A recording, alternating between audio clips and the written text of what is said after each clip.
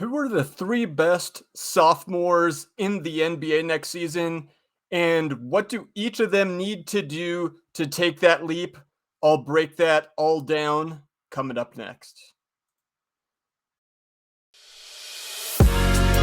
You are Locked On NBA Big Board, part of the Locked On Podcast Network. Your team every day.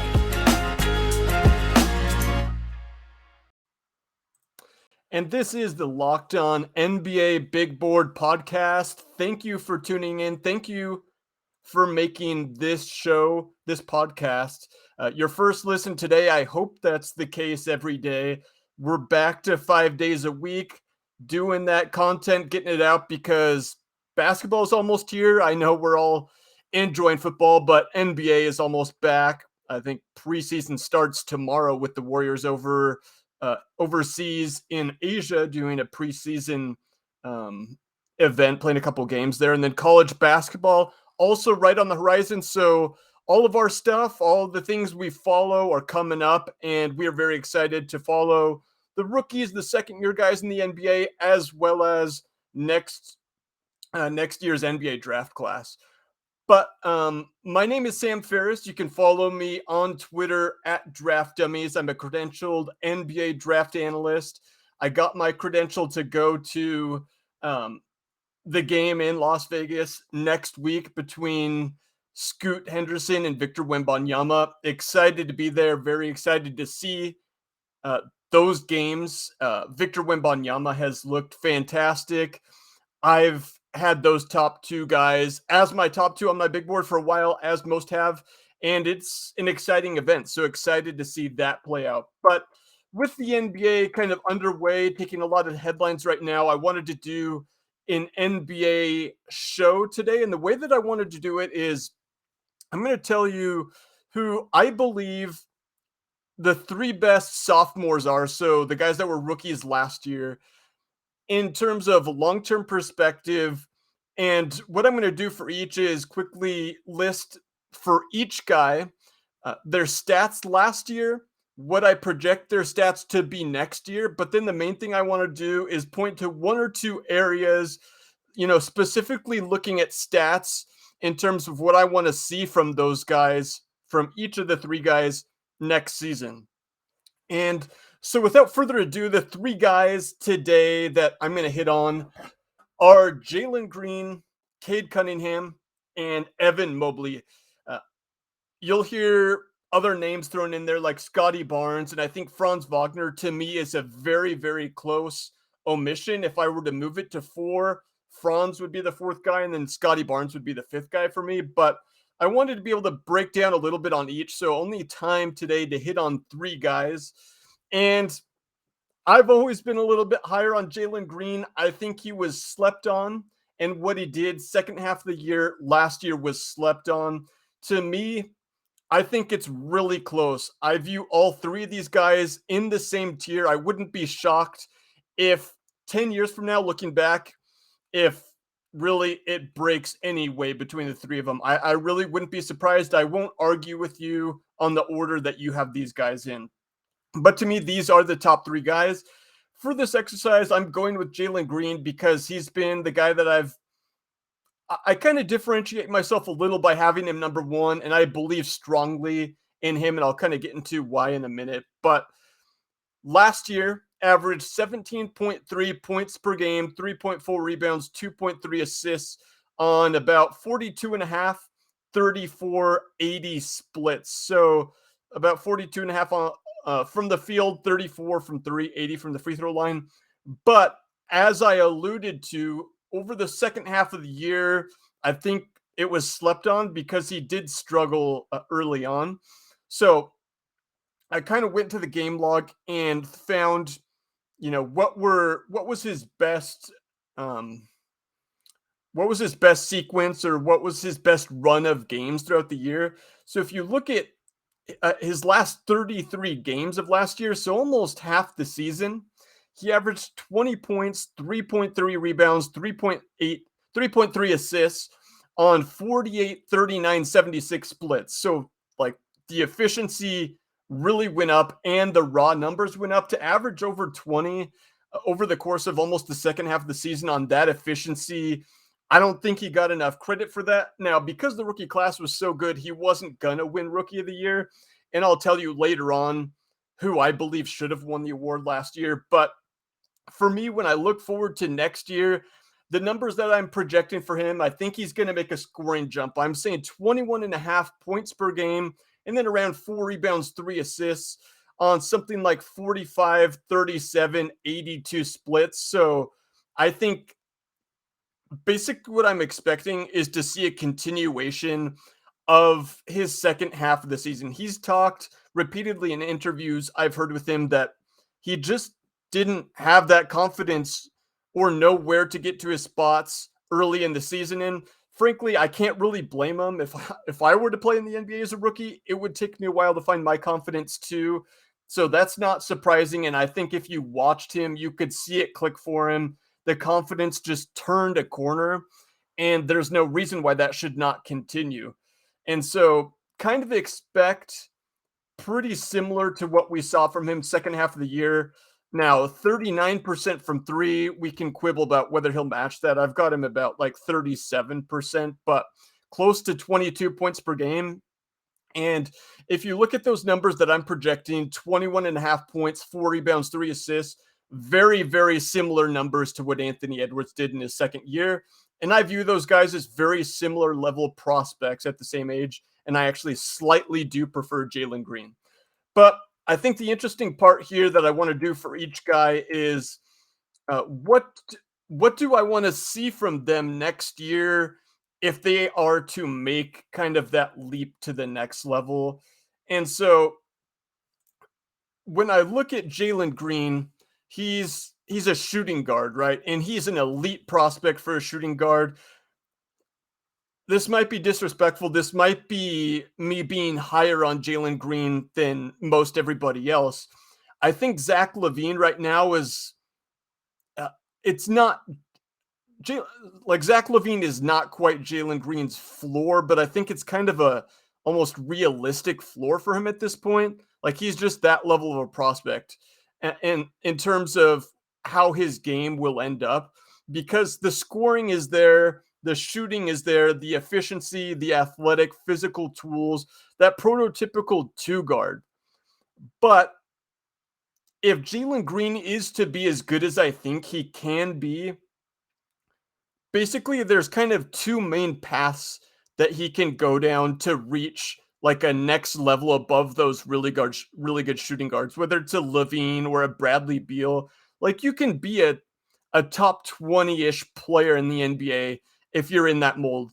But to differentiate yourself from shooting guards, you either need to he needs to get to a different level defensively or as a passer. Those are kind of the ways that you differentiate yourself from those prototypical two guards. You know, historically, like a Kobe Bryant, he had some of the passing, but the defense was there, all level defender. Same with like a Dwayne Wade. And so, like, do I think he's going to be a top 10 player all time? No, I'm not comparing him to those guys. I don't think it's likely. But when you look at the spectrum of elite shooting guards in the league, there's kind of the Zach LaVine.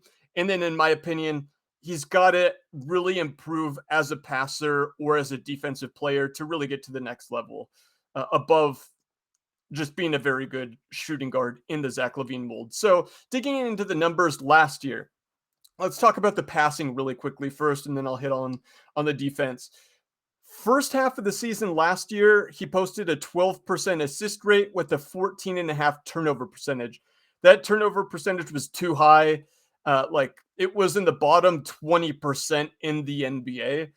But then he turned it around. Second half of the year, the assist percent went up 2% to 14%.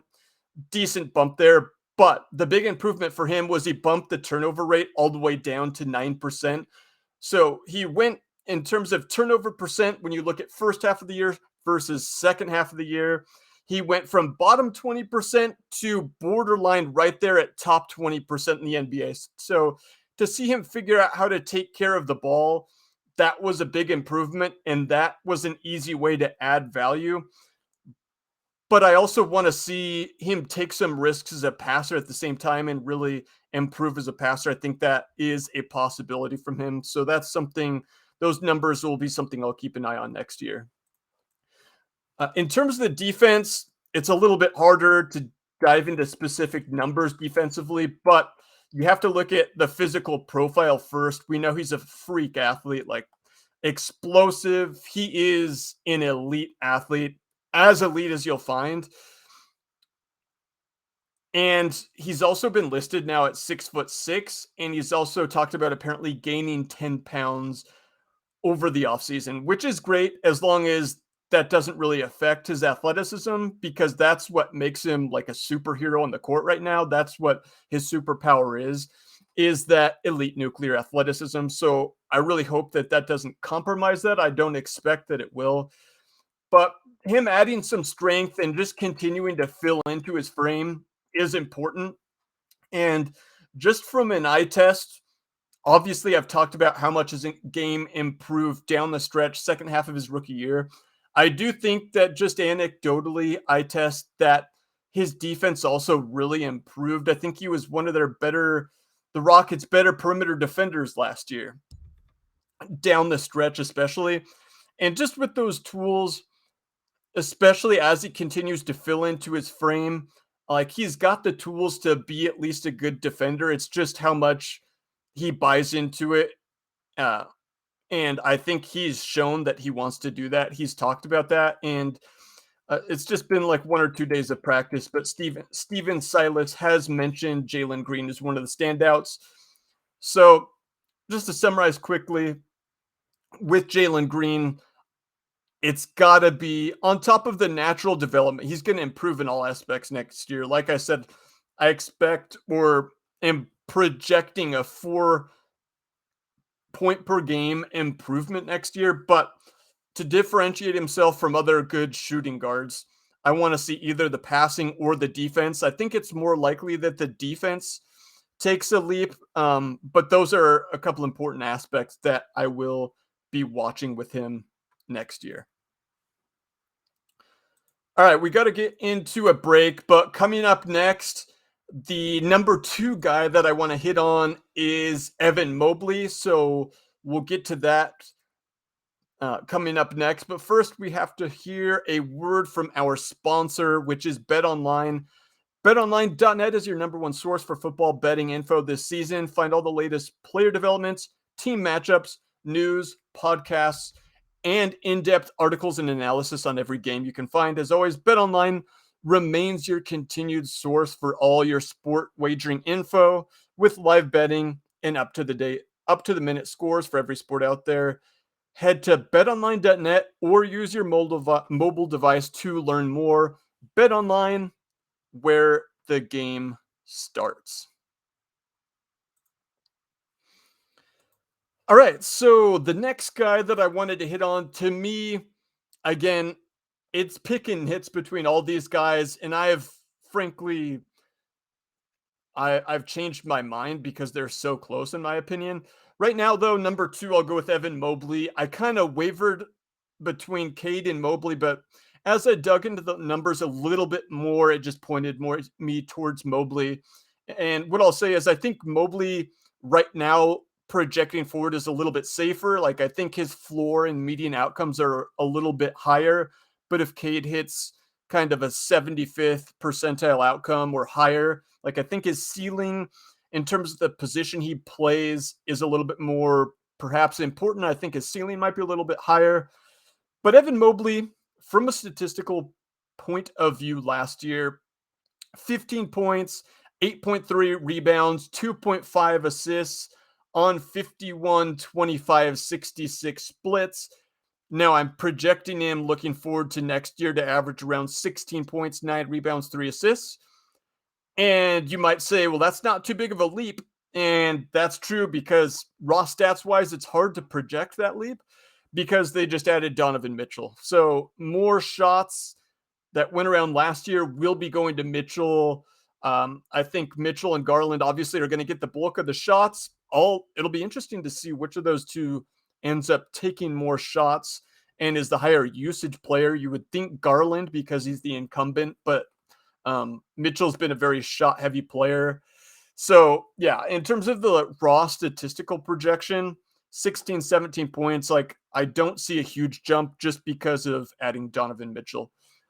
But in terms of on the court impact, I thought he was the most impactful rookie last year. I think he should have been rookie of the year due to that impact. I also do think he was the best defensive rookie, most impactful rookie defender, likely since Tim Duncan. And so that's where we'll start with him. I've got, in terms of what I want to see from him next year, in terms of improvement looking forward, I've got a couple offensive things, but first I want to start with the defense. Again, super impactful. I don't want to act like I'm not a believer in his impact defensively. I am. He would have been my rookie of the year last year. Again, most impactful defender as a rookie since Tim Duncan. But when you dig into the numbers, because Jared Allen missed a good portion of the year last year, missed a lot of time down the stretch. So quickly, I'll lay out the defensive rating numbers. So Evan Mobley and Jared Allen on the floor together put up a 105.7 defensive rating. And to add a little context to that, the best defensive rating as a team in the NBA last year was the Boston Celtics at 106.9. So with both Mobley and Allen on the court together, they basically acted like the best defense in the NBA. Then we look at Evan Mobley on the court, Jared Allen off the court, 112.6 defensive rating. So that fell way off. That would have been around the 16th best defense in the NBA. And then Jared Allen on the court, Evan Mobley off the court, 110.8 defensive rating, which would have been good for about 12th in the NBA. So obviously, without one of them on the court, it really fell off, which is to be expected. And it was better, but not significantly so, with Allen on and Mobley off versus vice versa. So the numbers point, I guess, to Allen being a little bit more impactful, but it's not by a big enough margin. And obviously, Evan Mobley was a rookie last year, so he's going to continue to improve. Like, rookies are never even that impactful. So what he did was far exceeding expectations. I think that Evan Mobley will in the future win a Defensive Player of the Year award, potentially even in the next 2 to 3 seasons. And I'll add some context to, like, if you look at the numbers, and it makes sense looking at the roster, basically when Mobley played without Allen in almost every minute, like 90 to 95% of those minutes at least, it was Kevin Love or Lauri Markkanen as the other big next to him. And so it's going to be difficult to have that guy as your defensive pairing, especially a guy like Kevin Love at this point in his career, and have a good defense. So I'll be paying attention to that number. Hopefully they both stay healthy, but how much of the defensive presence and the defensive success do we attribute to each of those guys will be interesting to monitor these defensive rating numbers next year. I expect Evan Mobley to even improve significantly because that's what tends to happen year to year. So that will be something to keep an eye on. In terms of the offense, though, I'll start with a very specific one that just jumped out randomly looking at his stat profile. And that is that 1/3 of Evan Mobley's shots per cleaning the glass came from short to medium range, which is like floater range, the way I think about it. And he took a lot of those. So 1/3 of his shots, and he only made 38% of those shots per cleaning the glass, whereas 73% at the rim. So shot almost twice as well at the rim versus kind of that floater short medium range. And so that really pulled down his efficiency last year because he took so many of them. And just as a contrast, because as I watched the games last year, what really stood out about Scotty Barnes was how efficient he was, how good his touch was on those awkward little push shots. So these same shots that Mobley didn't shoot that well on, I remember just watching games anecdotally that Scotty Barnes was making all those. So I went and looked, and sure enough, yes, Scotty Barnes also took a third of his shots from that range. And again, taking a third of your shots from that range is a very high percentage compared to most players. But Scotty Barnes made over 45%, so like 7, 8 percentage points better, which is a significant difference. So like if Mobley either turns a little bit more of those shots into shots at the rim or just makes a higher percentage of those kind of floater touch push shots, whatever you want to call them, like that'll go a long way towards helping his efficiency. And I think the fact that he took so many of those, like it, that's kind of a symptom of having to play with two bigs, and that's okay. That's a trade-off they'll take because a lot of the time Allen was at the rim. Maybe with a guy there, Mobley couldn't get all the way to the rim and had to settle for a little floater or push shot. So that is one kind of very specific observation I had. One that's more obvious that you look at immediately, it's kind of a bell that goes off on your head, is the three-point shooting. And if you just think about from a team concept, a team layout dynamic for the Cavs next year, playing with two bigs and just moving forward, like the three-point shot for Mobley is going to be very important. Just they need all the spacing they can get. Playing two bigs, it's so effective for them defensively. And Mobley being able to space it out to three, which I do think he will do eventually. It's more a question of, in my opinion, when that happens rather than if. That will really help the whole team dynamic offensively, as well as just his personal efficiency.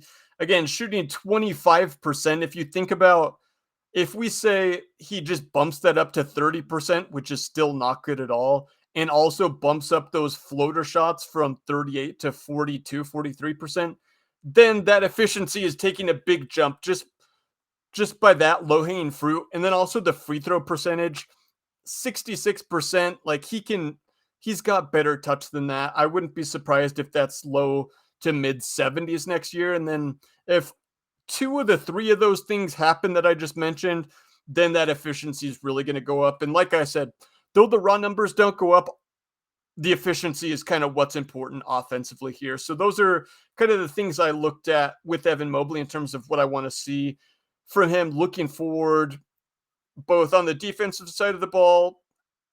How much do we really attribute that to Allen versus Mobley versus both? And then on offense, again, the three-point shot and free throw percentage should be low-hanging fruit. It's more a question of when than if. And also those weird kind of floater push shots. Keep an eye on those next year. Just something interesting that stood out to me. And then the final guy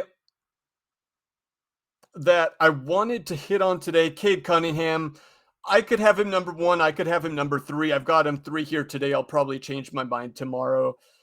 Just an all-around stud. One of the few guys that averaged 17, 5, and 5 as a rookie. Averaged 17 and a half, 5 and a half, 5 and a half on like 41 and a half, 31 and a half, 84 and a half splits.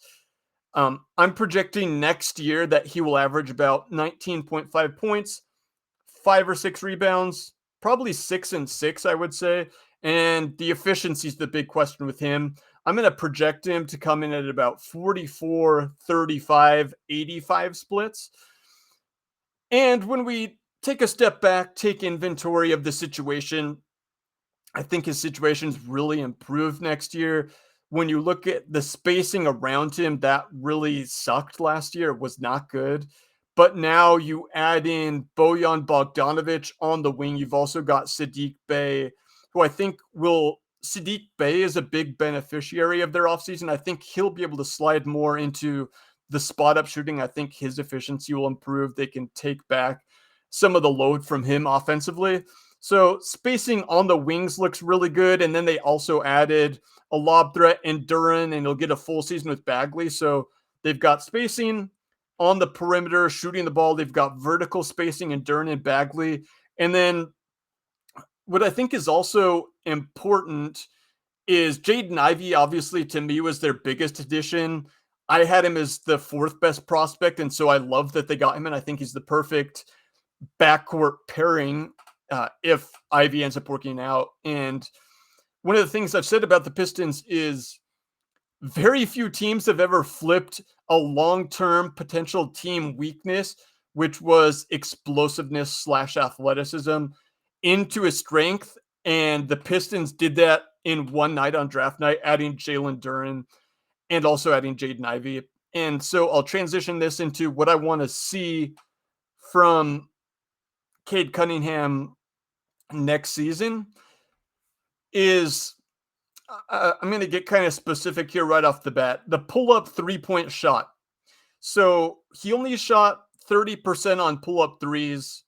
He only shot 32% on catch and shoot. Like, his three-point shot did disappoint last year, but specifically, I wanted to hit on the pull-up because if we rewind a whole year, out of these 3 guys, I did have Cade just slightly over Jalen Green, who was over Mobley. And the reason is because I thought Cade would be the best shooter of the group, and Jalen Green so far has looked like the better shooter than Cade based on the numbers. And what's interesting, though, is you look at the shooting numbers last year compared to his year in college at Oklahoma State.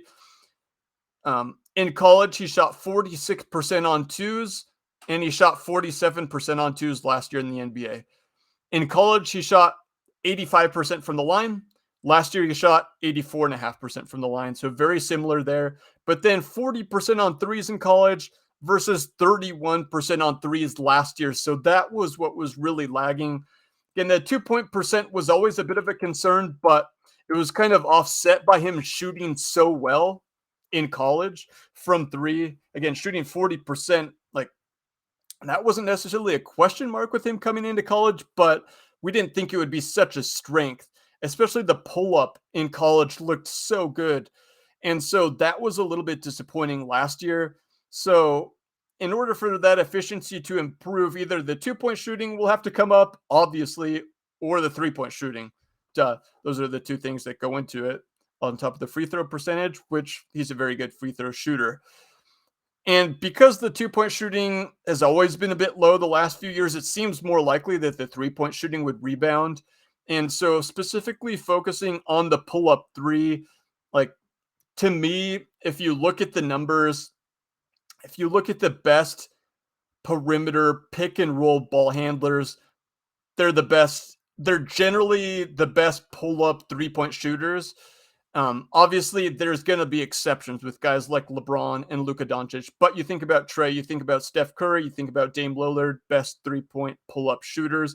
And does he need to get to that level? No, because he's closer in size to the other guys, Luka and LeBron James. But just the way that pull-up 3, it forces defenses in terms of the whole team, but also individually to guard you different. And I think it's a whole trickle-down effect where if the pull-up 3 does come along, then I think he will have more seams, more room to get to the rim, and for that 2-point percentage to also then come up. So it's kind of a whole trickle-down effect there, in my personal opinion. So if we dig into the numbers again, we said he only shot 30% on pull-up threes last year, and only 12% of all of his field goal attempts were pull-up threes. So for some comparison here, look at a guy like Damian Lillard, where 40% of his threes, 40% of his shots, are pull-up threes. Now, like, Cade doesn't need to do that. He doesn't need to be Dame Lillard, Steph Curry, Trae Young. But 12% of his shots, especially with how much he was on the ball last year, which I actually looked this up. The play-by-play data is pretty interesting. He held the ball way more than any other rookies. In fact, over 25% more time he spent on the ball than the next highest rookie last year, which was Josh Giddey. So that was kind of an interesting aside there. But 12% of his shots only were pull-ups. Can he get that up to like 18 to 20%? And can he get the percentage of those that he makes up from 30 to mid 30s, like at 30, 35% would be a good increase. And so, like, the thing that he kind of has had over the other two guys is the amount of usage that he's been able to carry. He did lift up. He did a good job as a rookie lifting up a bad Pistons team. The team around him will be better this year. So he's got to improve that efficiency, or frankly, with the amount of increased talent they have, both in Bogdanovich and then long-term with Ivy, I would really like to see him also move off the ball a little bit more, just add a little more versatility, a little more diversity of scheme to the Pistons. I think that'll do a couple different things. It'll give teams a different look to have to guard, which will especially be important in future playoff battles. But, when we talk about Cade from a prospect perspective last year, to me, what made him so special, such an elite prospect, was so few guys check so many different boxes. With him, he was an on-ball playmaker with size, but he was also scalable off the ball offensively because of his feel and shooting. But he was also a very good defensive prospect. And it's so rare that a guy will check all three of those boxes. So very rare. That's something you rarely ever see. And so, yeah, like, I'd like to see him work on that off the ball game. I don't think going full heliocentrism is the answer for Cade. But if we're talking about what I want to see from him improving offensively on the ball, that pull-up three, increasing the number of pull-up threes he takes, and also making some more of them would be kind of the first thing that I point to, because if that hits, that will open up the rest of his game. But then, yeah, I'd like to see him move off the ball a little bit offensively, especially with Ivy giving him that opportunity long-term. It's just much more difficult to guard. Like, he's not going to be Steph Curry, but if you just think about the impact of a guy that can be that effective on the ball, but also as a threat off the ball, that just opens up so much for your team in terms of the optionality moving forward. So those are the kind of the areas that I hit on that I want to see from him to improve next year. If you're watching this on YouTube, go ahead and leave a comment. Let me know, how would you rank these three guys? And do you agree with kind of the specific things that I'm going to be looking for that I've mentioned from these guys next year? And what else are you looking for from each of these guys that you think they could do to take that leap to the next level? Thank you for tuning in. Thank you for making this your first listen today. Again, I hope that's the case every day.